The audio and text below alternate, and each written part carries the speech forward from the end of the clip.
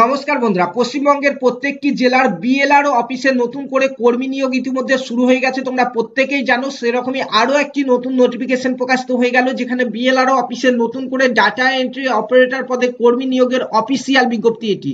পশ্চিমবঙ্গের যে কোনো জেলা থেকে ছেলে মেয়ে উভয় প্রার্থীরাই তোমরা এখানে আবেদন করতে পারবে। কোনো রকম লিখিত পরীক্ষা কিন্তু এখানে নেই।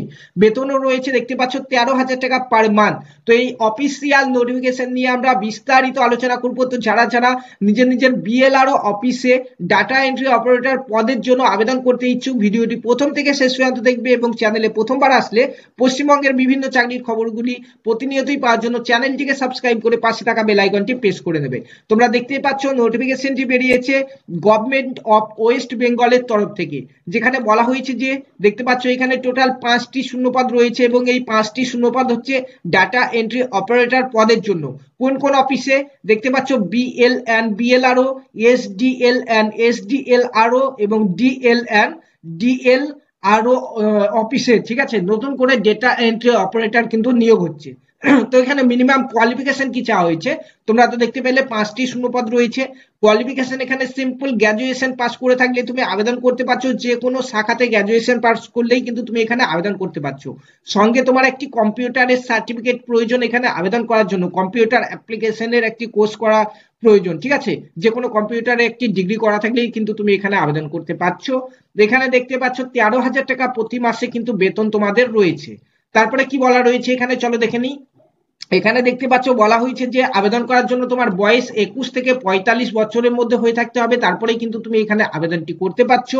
এবং এখানে দেখতে পাচ্ছ মোড অফ সিলেকশন রয়েছে।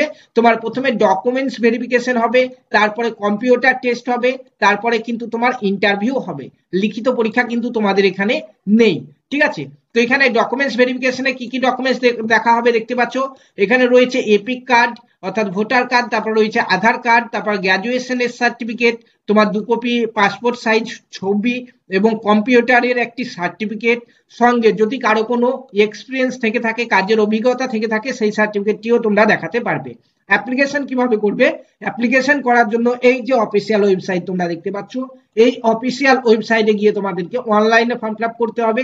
10 ডিসেম্বর থেকে আমাদের ফর্ম ফিল আপ শুরু হচ্ছে, যেটি চলবে 13ই ডিসেম্বর 2024 তারিখ পর্যন্ত, ঠিক আছে। 10 ডিসেম্বর থেকে 13ই ডিসেম্বর পর্যন্ত কিন্তু তোমরা এখানে টাইম পেয়ে যাচ্ছ, ঠিক আছে। তো আবেদন কিভাবে করবে সেটি তোমাদেরকে আমি দেখাচ্ছি। তার আগে দেখতে পাচ্ছ এই ছিল নোটিফিকেশন। আবেদন করার জন্য ওই যে অফিসিয়াল ওয়েবসাইট, এই অফিসিয়াল ওয়েবসাইটে চলে যাবে, এরকম একটি পেজ চলে আসবে। এখানে আসার পরে তোমাদেরকে প্রথমে নিউ ইউজার রেজিস্ট্রেশন এই যে অপশন, এই অপশনটিতে ক্লিক করতে হবে। অপশনটিতে ক্লিক করার পরে তোমাদের সামনে এরকম একটি ফর্ম চলে আসবে, যেখানে তোমার নাম, ডেট অফ বার্থ, ভোটার কার্ডের নাম্বার ইত্যাদি জিনিস চাইবে, ঠিক আছে। তারপরে তোমার এখানে তুমি এখানে একটি পাসওয়ার্ড বসিয়ে দেবে। পাসওয়ার্ড বসিয়ে এখানে এই যে কোড রয়েছে, কোডটি এখানে বসিয়ে প্রসেস করে দিলে কিন্তু তোমার নামে একটি আইডি তৈরি হয়ে যাবে এবং সেই আইডি এবং পাসওয়ার্ড নিয়ে এসে ব্যাক করে এসে কিন্তু তোমাকে এখানে বসিয়ে তোমার ফর্মটিকে ফিল আপ করে নিতে হবে, ঠিক আছে। বন্ধুরা, এই যে বিএলআর অফিসে নিয়োগ পশ্চিমবঙ্গের বিভিন্ন জায়গাতে চলছে, অন্যান্য জেলার জন্য আমরা কিন্তু অলরেডি ছেড়ে দিয়েছি, আমাদের চ্যানেলে ভিডিও রয়েছে, সেগুলি দেখে নেবে। আজকের যে নোটিফিকেশনটি বেরিয়েছে সেটি হচ্ছে আমাদের পশ্চিমবঙ্গের জলপাইগুড়ি জেলার জন্য।